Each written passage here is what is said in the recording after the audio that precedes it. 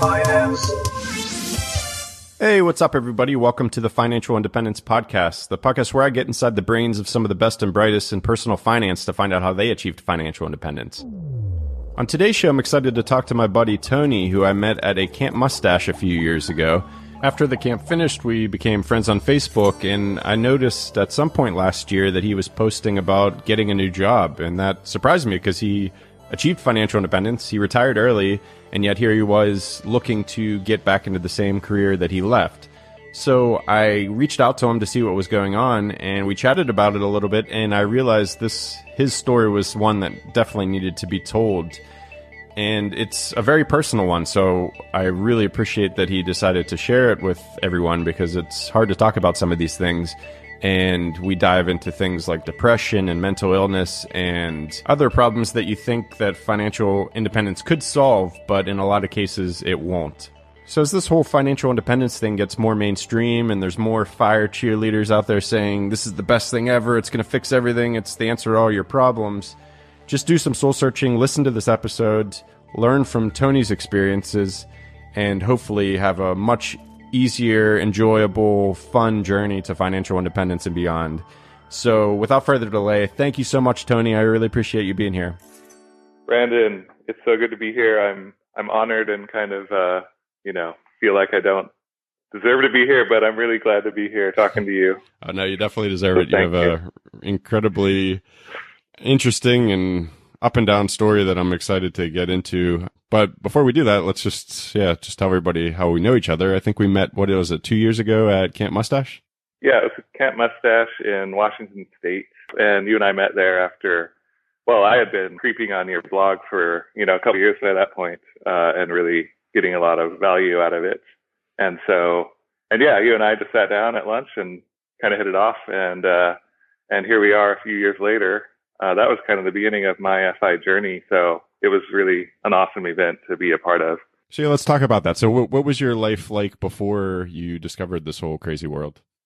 So I kind of became exposed to the idea of early retirement in like 2012-ish through a podcast by a fellow named Paul Wheaton, who's in Montana. And he's a lot of things. He's a kind of a polymath, but he interviewed Jacob Lund Fisker on his podcast, which is called the Permaculture Podcast, Permies.com. It's awesome.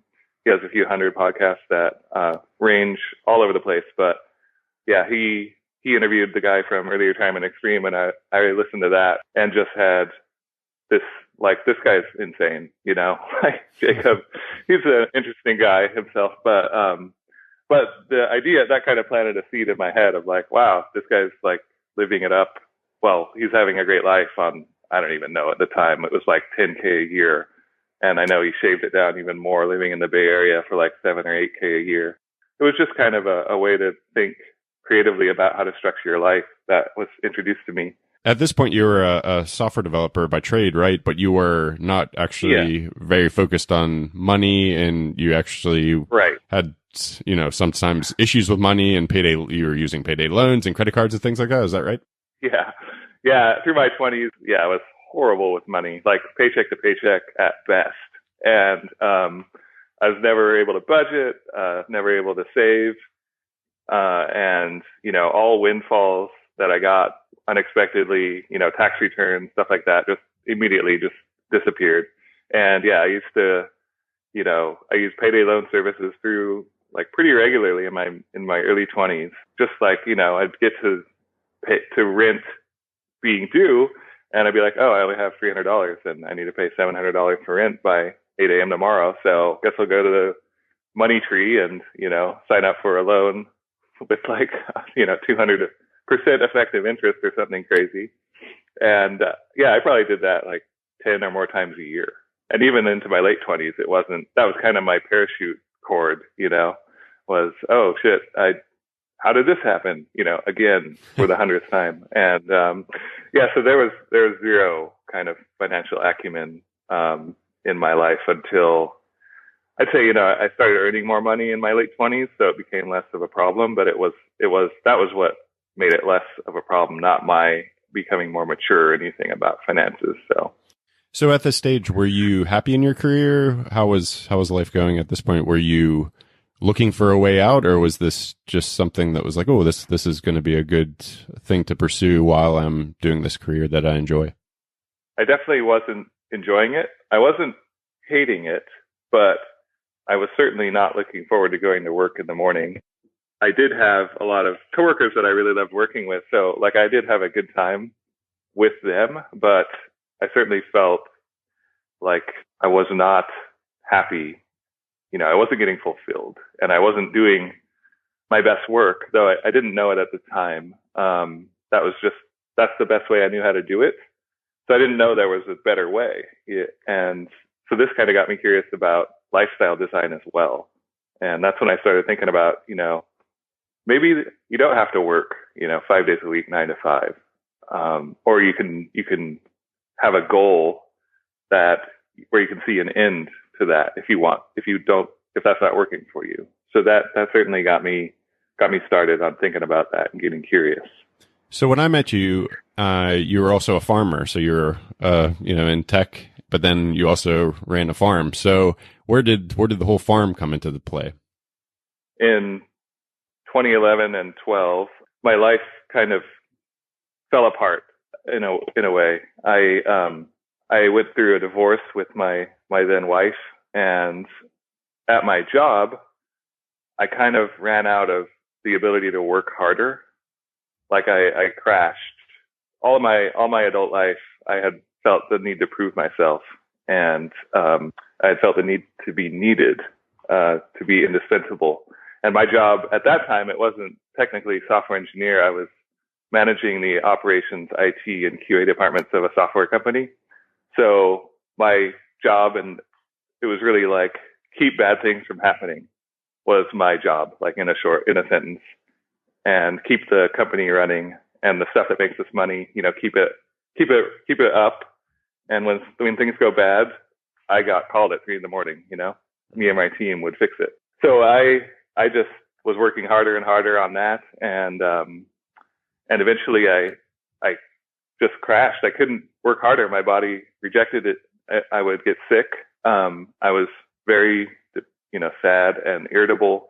And my CEO at the time, who's a wonderful guy, he brought me into a room after a particularly bad event where, because of doing things as fast as possible, I had caused like an outage in our service that cost us, about $10,000, let's say, the company. And he brought me into the room, and I was expecting to get, fired or or at least yelled at. And he said, Tony, I want you to be open to the idea that the solution to this, what happened, and the solution to preventing it from happening again, isn't you working harder. Like that's what got us here. And that was I remember that very vividly. And I still think about that because I do have a lot of workaholic and perfectionism tendencies pretty hardwired in me. So that got me curious about doing something different. I read a book by a gentleman named Joel Salatin, who calls himself the Lunatic Farmer, and he's awesome. I read a book by him entitled Folks, This Ain't Normal. And when I read that book, it was like a lightning bolt of inspiration to me. Like I went overnight from not knowing what I wanted to do with my life to I'm a farmer now. Where am I going to put the chickens and ducks and pigs, like on my balcony? It was like nothing I'd ever experienced before. Like I had constantly heard people talking about, doing stuff like them applying their lives to something they would do for free, loving their job, feeling passion for something greater than themselves. I had never felt that before. And this was an immediate, like I said, lightning bolt of inspiration. That was super exciting. Then I just went all in on that. The next weekend after reading that book, I went to the farmer's market every Saturday morning, and I had a bunch of farmers that I bought stuff from. My food budget at that time was actually more than my rent. I was at least $1,500 a month And that was with me eating out maybe like 3 times a month. Wow. So I would just buy, I was buying ribeye steaks for $28 a pound. I had enough money where I could do all this stuff. I wasn't obviously saving any money, but man, I ate well. And, and so I just went to every farmer I had a relationship with since 2010 when I started shopping at farmers markets and was like, let me volunteer on your farm. Let me volunteer on your farm. Let me volunteer on your farm. And finally, one of them said, well, you can't volunteer on the farm right now, but you want to come help us tear down our farmers market booth today at 2:00? And I was like, okay. and so I did, and then had a great time just talking to these people who cared about what I cared about. And then George was the farmer's name, and he said, hey, do you want to come help us set up tomorrow morning in Ballard? And so I said yes, and I did that. And I kept doing that Saturday and Sunday. And that turned into me just, instead of showing up to help set up and then showing up to help tear down, I just started staying for the whole farmers market and helping sell all the goodies that were being, produced and raised in a way that I wanted to do myself. And that's been like maybe the most helpful thing for me in growing has been to surround myself with people that are successfully doing what I want to emulate, because they've gone through all of the horrible, stupid mistakes and let me be free to make exciting new mistakes, So fast forward to a few months later, I kind of had, for people that have seen the film Office Space, an Office Space epiphany where, because I cared so much about farming now, I cared so much less about work. And, I didn't just start going in my pajamas or anything like that, but I just stopped stressing out about little mistakes and even moderately large mistakes that I made, because we're all going to make mistakes all the time. And I started doing better work. I started enjoying my job more. It ended up with me being promoted and given like a 15% raise a few months after, like 6 months after that change in mentality and perspective on my job. It's amazing, isn't it? I was so surprised by it, but the more and more people I talk to, it's just like the same exact story. It's the Office Space syndrome. I like that. I like the name of that. That's pretty much perfect. Yeah. And so then I did that volunteer gig for about 4 months, and then that ended. And then I was like, well, now what? Well, I felt like after, 4 months of learning from someone, I was ready to do it myself, which was totally not true. But I was looking for farmland to rent. And then, as this happened so many times since this epiphany happened, like the universe has just given me the right thing at the right time and given me what I needed, even though it wasn't necessarily what I thought I wanted. And one of the examples of that is I connected with my cousins who owned some old family land, and they weren't using it. And there was a house on it that had been vacant since their parents died 2 years prior. And so I connected with them. I hadn't really had a relationship with these cousins because they were about 30 years older than me. But I connected with them, and it was just a perfect fit. They were like, well, this house is going to fall apart if no one's living in it taking care of it, and the land isn't getting used. And so why don't we work something out? And so I ended up there paying like a pittance in rent. It was like $400 a month in rent for this house and this land. And so I started a little farm. And so I should say I negotiated at my job. I just said, like, I want to work 6 a.m. to 3 p.m. so I can, do the farm. And I moved out there. I got 4 goats, 3 pigs, and 25 chickens, and started running a farm. My schedule was pretty crazy. I'd wake up at 4 a.m. I'd do chores.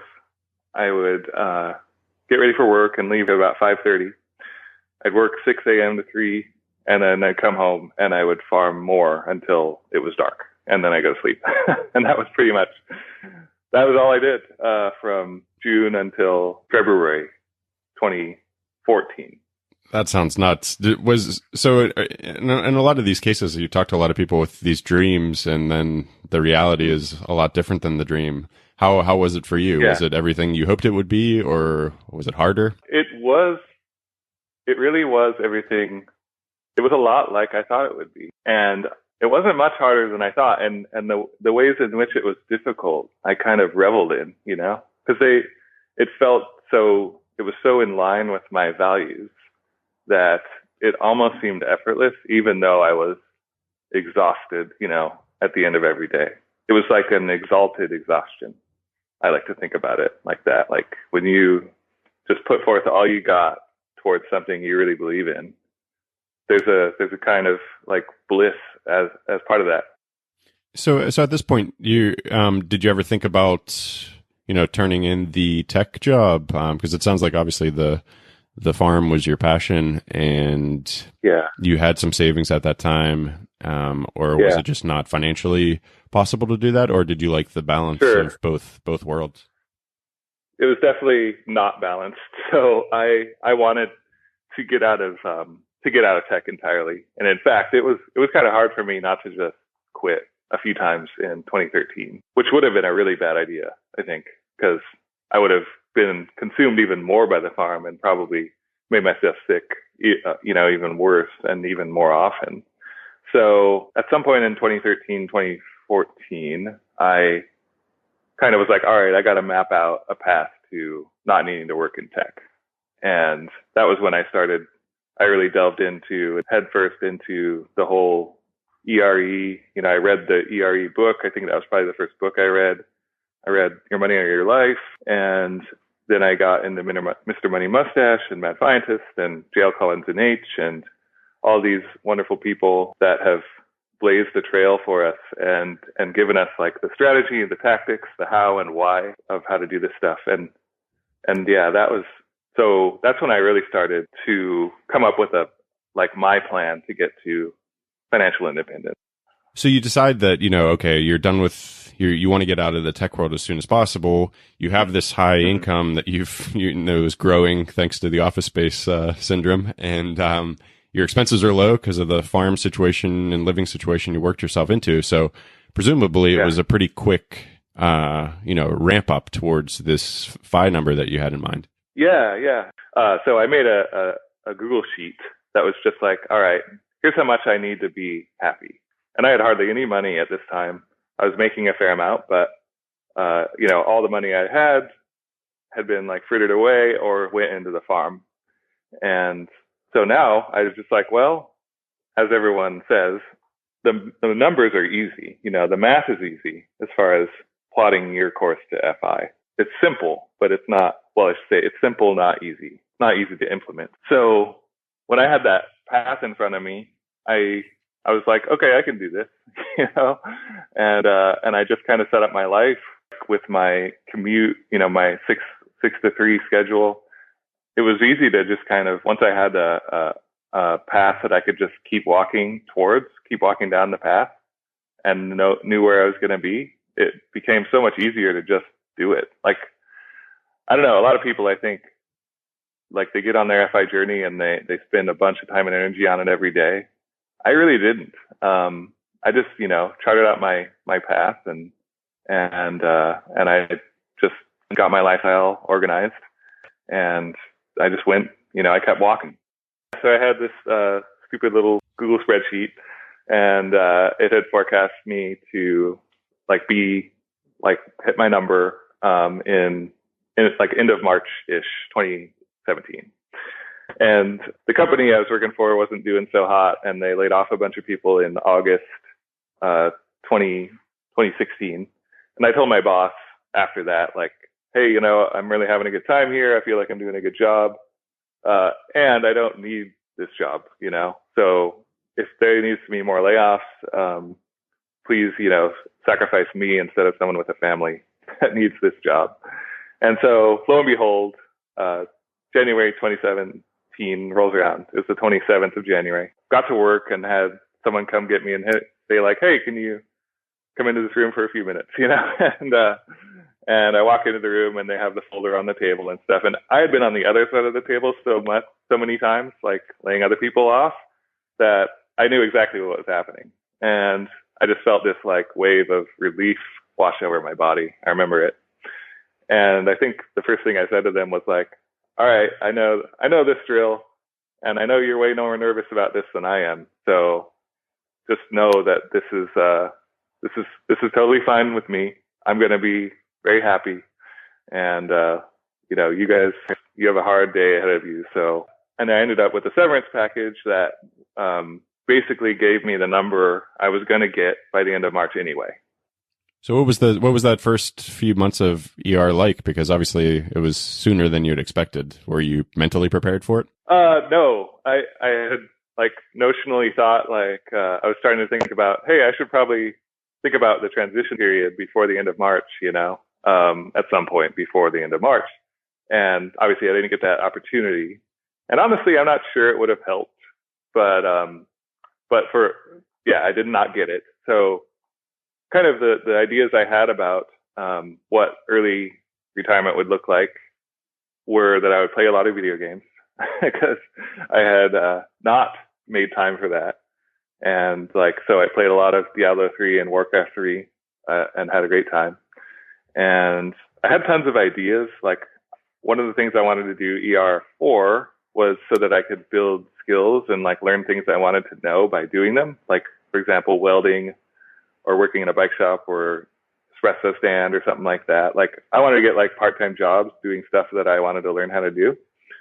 And for whatever reason, when I hit FI, I was, when I had all this time, I just didn't do that. I didn't go do them, there were ideas that sounded good, but for whatever reason, I just didn't follow through with them. I had a lot of malaise and fatigue and what I now recognize as depression and anxiety. And then, July and August, just continued depression, anxiety. And the way that showed up in my life was, that I was pretty irritable to be around. It wasn't fun to be around. I was often tired, fatigued, didn't want to get out of bed. And the biggest one was I stopped enjoying things that I used to love. So bike rides, hiking, cooking, all these things that I love to do just became, at best, I was okay, this isn't so bad. So what are you thinking at this time? Because obviously if you've, put a lot of hope into everything's going to be fine and good after I hit FI, and then here you are and it's not good, it's not better, it's worse, and all the things that you thought you would do, you're not doing. How was that? And were you thinking about, did I make the wrong decision, or what was going through your head? I didn't ever regret the decision to pursue or quote unquote achieve FI. I did, I was in a spiral of thinking yet again, that I'm doing this wrong or that I am inherently flawed in some way. Because I'm so spoiled, I'm so lucky in so many ways, both because of privilege and just lucky timing. And then all the hard work that I did to save so much money, I just felt like I have all of this stuff. I have all this free time. I live in this beautiful valley on this farm. And yet here I am miserable. That was some of the lowest times I've ever had. And yeah, it was I didn't have anything to underneath that. It was I did everything I knew how to do.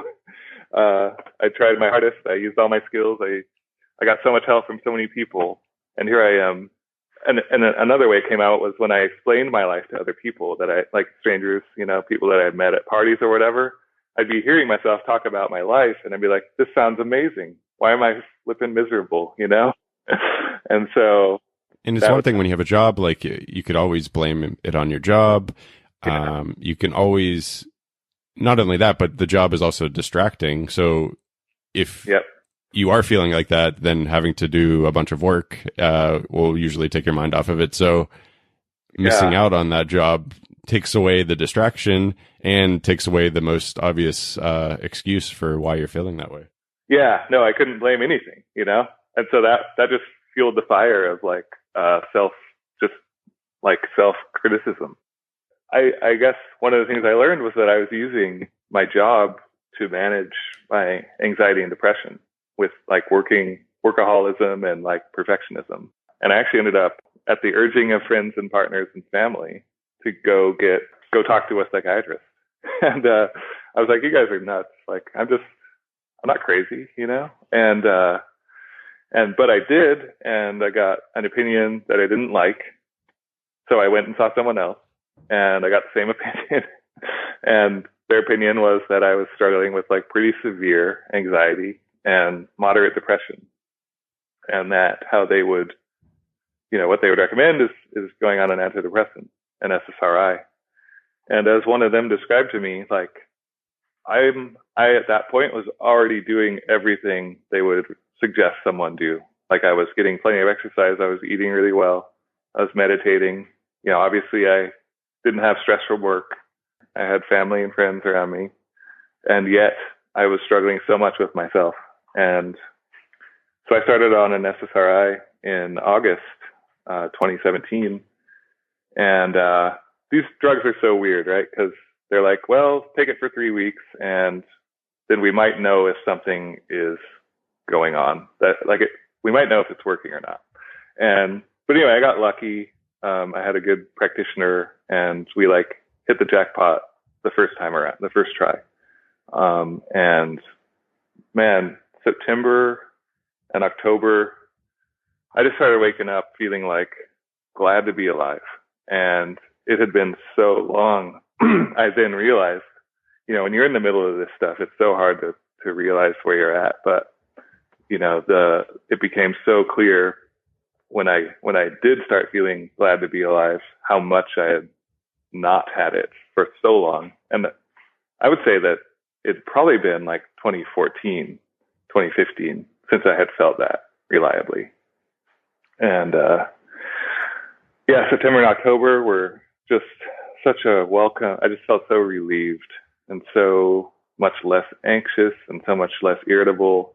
And I had more energy, and I was just enjoying things that I liked. And I was just able to give myself some slack, What would you say to people that, may be in a similar situation? Like you said, it's really hard to realize you're in that situation. Like the same with me when I was in the hardcore savings mode and we were isolated in Vermont for 2 years, and I had no idea that, what it had got to. And it was only when I came out of it that I realized, how bad it got. So it's tough. Like, what would you say to people, especially people like you and me who are pinning all their hopes on this end goal of FI, and that was just going to solve everything? Sure. I think so here's the reality checks to help me.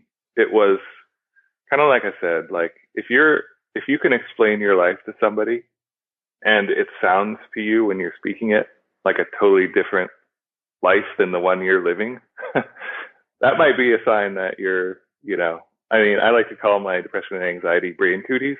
But that might be a sign that you're struggling with brain cooties. And that's one big one. The other one is if you have activities that you used to love, enjoy reliably, that you used to give some juice to your life, and now they're just perfunctory, or they don't give you joy anymore. They just make your life manageable, endurable. That's a sign. And and then again, if you just find that you're enduring your life, that's not how humans are built to experience life, and that doesn't mean that you have brain cooties. It might mean that, you're working too much, or you're working too hard. You're not giving your body what it needs as far as food and rest, exercise. There are like myriad reasons that this might be happening. It's not guaranteed that you're going to have some kind of brain cooties or whatever. But if you get to the state where you've eliminated all those other things that, could potentially be helpful if you did them, and then you're still at that position, then that's probably, yeah. And just if I could get up on my soapbox for 30 seconds and just say, like, the stigmatism about mental illness in our culture and is so tragic to me, because I just think of all the people that are either not here because they had to escape via suicide, or they're trudging and enduring their way through their life without getting help. It really, I won't go on about it because I'll start crying. It is so tragic to me. And the fact that we treat mental illness like some character flaw rather than, and expect people to do the mental and emotional equivalent of like running a marathon on a broken leg, So that's my PSA that I'll just get out there about, talk, like be honest when you're not okay, don't say everything's fine. Yeah. Well, so I'm so thankful that you decided to come on because, incredibly helpful. So I really, really appreciate you, talking with me so honestly and openly. So I'm sure the audience does as well. So around this time is when you decided to actually go back to work. Is that right? Yeah. And that was part of, so when I started feeling better about stuff, thanks to my medication, I was like, all right, let's try to stabilize our life a little bit more and just go back to what was last working for me, like, boaters say, when something goes wrong, stop the boat, right? Like get back to a place where you can make decisions. And so I ended up, getting a part-time job in October. I had reached out to some friends that I had worked with, coworkers I'd worked with at my last job that I got laid off from. And they were at this little startup in Seattle. And I went in and visited with them. And I was like, hey, what are you guys up to? I'm looking to maybe start working again. But I only want to work part-time. So let's see if we can make something that's a good fit. And it ended up that it did seem like a good fit. So I started working in October, doing software development as an individual contributor rather than a manager. And I work Tuesday, Wednesday, Thursday. And it's wonderful. It's the same. It's even better than the office space experience I had before because of two things. One, I know if it stops being fun, I can just stop. And two, it's helped me really appreciate like the good stuff about working, which is mostly about being around other people. I love working on hard problems with people I respect. Like that's a drug, and I'm addicted to it. So it's also just fun to like do something you're good at is really important to me.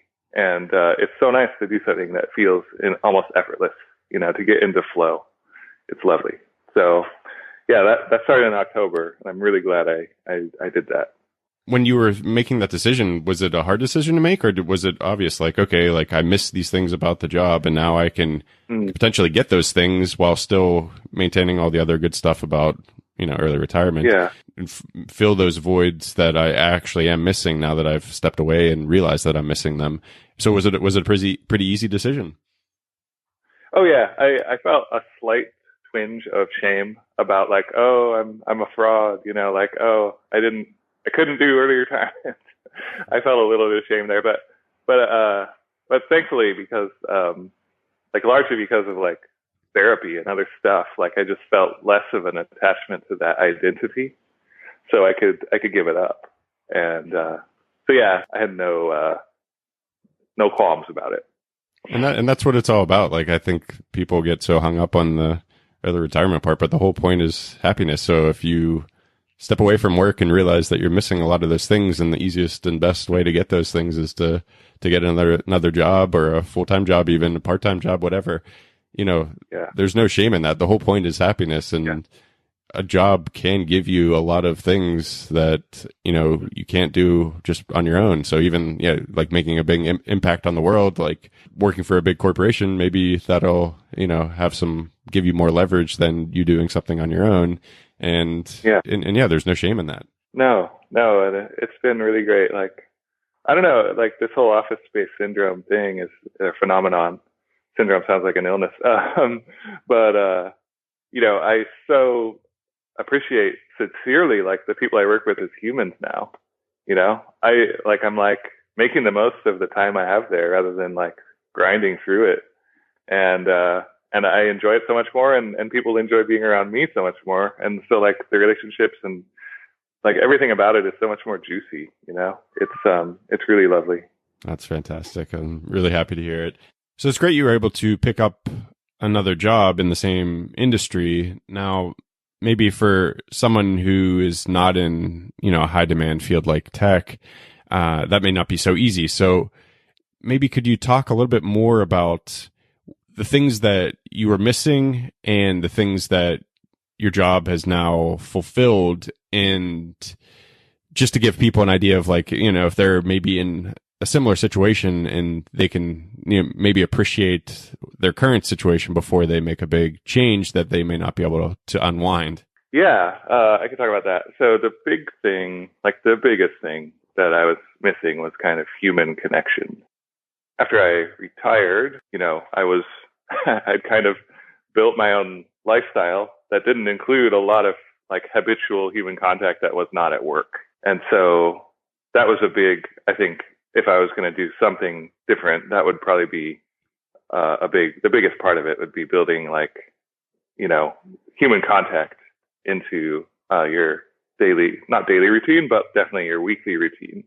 Or some sort of forced human contact, because I think I'm probably really similar to you, where if I didn't have a reason or like some other motivation to do it, I just wouldn't do it because it's obviously the easier choice and the more comfortable choice. Yeah. So yeah, that's right. A good point. Yeah, exactly. Plus, like all the people most of the people in our age group, they're working 9 to 5 Monday through Friday, right? So it's like right. even days when I wanted to be social with people, it was like, well, what am I going to do? Like, all my friends are at work, that kind of thing. So yeah, that was a big one. And then the other one I kind of alluded to earlier was like, it's really fulfilling to work on something you're good at doing. Because I think, me especially, and a lot of people listening, I'm sure, we like to learn new things and do things that are difficult. And a big part of that is failing over and over again. And that can get kind of fatiguing after a while, So I think just doing something that you're competent at is its own reward in a lot of ways. And then I would also say that, working on hard problems with other people that you like respect is totally a drug. It's just I don't know. There's something juicy about that. Maybe it's part of just human brain wiring, or maybe it's just people like me and you that really need that. But those are the big. And then obviously the money doesn't hurt. I mean, I just view it as like a bounty. Now, like it's like I don't need to worry about taking care of my needs. I know they're taken care of, and like, it's kind of the Office Space thing. Like when I go to work now, it's like, I don't need to be there. So I better have a good time. So why not make it the best, the most fun that I can? And that's totally, infectious, being around that kind of energy. Like everyone, it's like fun to be around that kind of person that's trying to make the best of something. Yeah, absolutely. And obviously everyone else is probably stuck there and the complete opposite. And yeah, you're right that people can feel that, can tell. And it's no wonder you get promotions because you're a whole different species pretty much in the workplace. Yeah, it's really totally different than like before I found a path to FI, when it was just like the grind and, and I want to just qualify this, like not every day is a good day at work, even now, I still have annoying days when I'm irritable or just nothing goes right. And I'm like, just looking like I'm glad to get home. Right. So it's not magic, but it's so much better. So I want to just ask you a few things about, moving on from the farm dream, because I know people struggle giving up their careers because their identity is tied to that. But I would think that, something as powerful and as big of a part of your life for so many years as that, it would be maybe even harder to let go of, like, especially since that's something that you chose. Whereas, a career, some people may feel they're just working because they have to. And yet their identity still gets tied into that. But I met you and it was apparent you were a farmer very early on. We chatted about it almost instantly. So has that been difficult? So hard part about that was asking the question to myself. Like, so it was really tough to even get past the assumption that might be something I would even ask. That it could be true that I would not be a farmer anymore. That was, I'd say that was like 95% of the difficulty, was just asking the question honestly and being willing to hear whatever answer was true. And, you know, it was once I had that answer, it was like 5% to carry that difficult truth forward. I think, you know, I probably waited too long to ask that question. And so by the time I did, like, carrying that out, was actually like a relief. I guess I feel a tiny twinge of like shame or lack of identity. Like, oh no, people aren't going to think like Tony the farmer or whatever, you know, like one of the feathers in my cap is gone. That's there a little bit, but not nearly as much as I would have guessed. And I'd also say to people that feel that they need to have some kind of passion or purpose in their life, like, be careful what you wish for, right? Because I went through this journey, and, you know, it cuts both ways. Like, when I was, you know, basically working over 100 hours a week between my job and the farm, and driving myself into exhaustion and illness and not able to get out of bed for days at a time, like, there's a cost there. And I don't think there's anything wrong with making the world a better place and making your place in it the best you can. You know, there's no need you didn't do life wrong if you weren't like possessed of some overriding purpose. So. Well, that's great. And yeah, thank you so much for doing this. This is, I think, going to help a lot of people, and I'm sure a lot of people can relate to this. I know I personally can. That's why I was really excited to get you on the show. I usually ask all my guests, you know, if you had one piece of advice for someone on the path to financial independence, what would that be?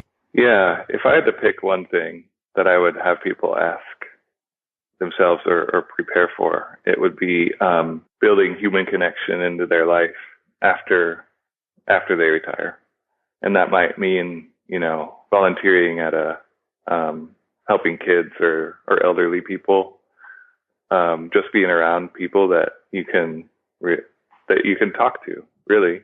And it almost doesn't matter what venue that's in. You know, it might be going on meetup.com and meeting some hiking buddies. It might be volunteering. Whatever human connection means to you, make that automatic, you know. And it's going to be different for everybody. Some people are really gregarious by nature, but I think for people like you and me, you know, that's a requirement for a fulfilling life in my life, is to have meaningful human connection. So that would be my one piece of advice, is to figure out what that's going to look like for you. That's great advice. And yeah, I'm thinking of maybe going back to school next year, just to force myself to get out and socialize more, and just do it in a way that at least I'm learning something and I'm interested in.